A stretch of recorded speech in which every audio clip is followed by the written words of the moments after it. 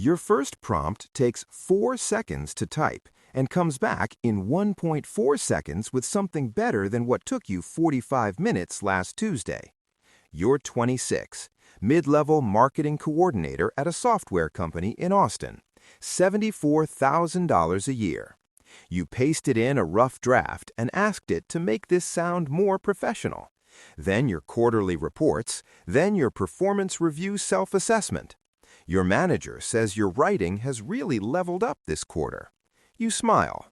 You don't correct her. By month 3, you stop writing first drafts entirely. You open the chat, describe what you need in half sentences with typos, and paste the output straight into Google Docs.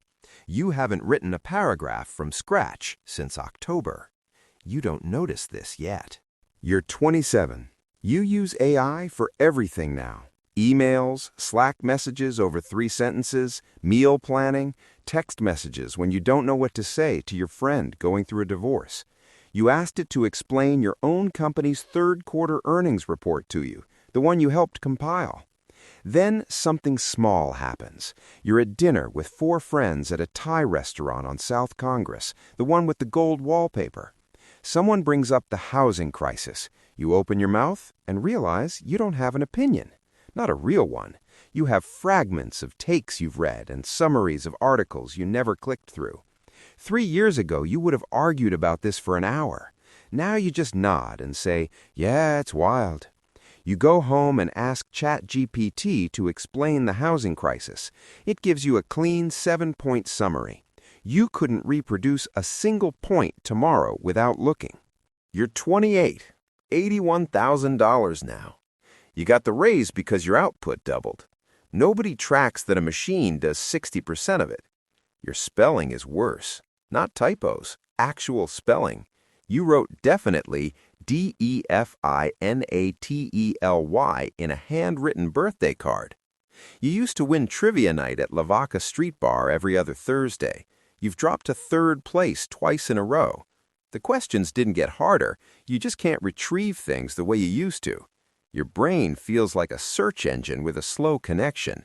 You try to write a birthday toast for your best friend's 30th. 20 minutes, 2 sentences. They were bad. You open the chat, it writes something perfect. Everyone laughs, everyone cries a little. Your best friend hugs you and says, "That was so you." It wasn't you. You push the thought down and pour another glass of a $14 Prosecco. You're 29. You start seeing it everywhere. Every LinkedIn post sounds the same. 3 competitors launch products in 1 week, and all of them use the phrase, "in today's rapidly evolving landscape." Original thought is becoming expensive, not in dollars, in time, in discomfort, in the willingness to sit with a bad first draft and push through to something real. You go to a conference in San Francisco, 400 marketers in a Moscone Center ballroom. A speaker asks the room how many of you use AI to help write your content. Every hand goes up.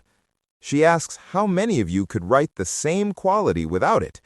The hands stay up, but slower. Some waver. Yours doesn't go up at all. You're 30. Your company hires new grads, class of 2025. They started college in 2021. GPT launched their sophomore year. By junior year, every professor had either banned it or surrendered to it. One of them, a 22-year-old named Maya making $58,000 as a junior copywriter, asks you a question in her 2nd week. What do you do when the AI output isn't quite right, but you can't figure out why? You want to say you develop taste. You read enough good writing that you can feel when something's off. But you've been accepting not quite right for 2 years. Your own taste is eroding. Maya isn't broken. She just never had the muscle to begin with. You had it.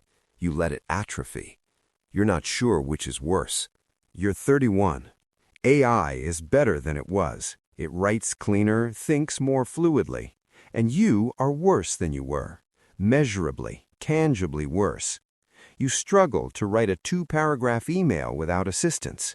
A study from the National Bureau of Economic Research finds critical thinking scores among knowledge workers dropped 12% between 2023 and 2027.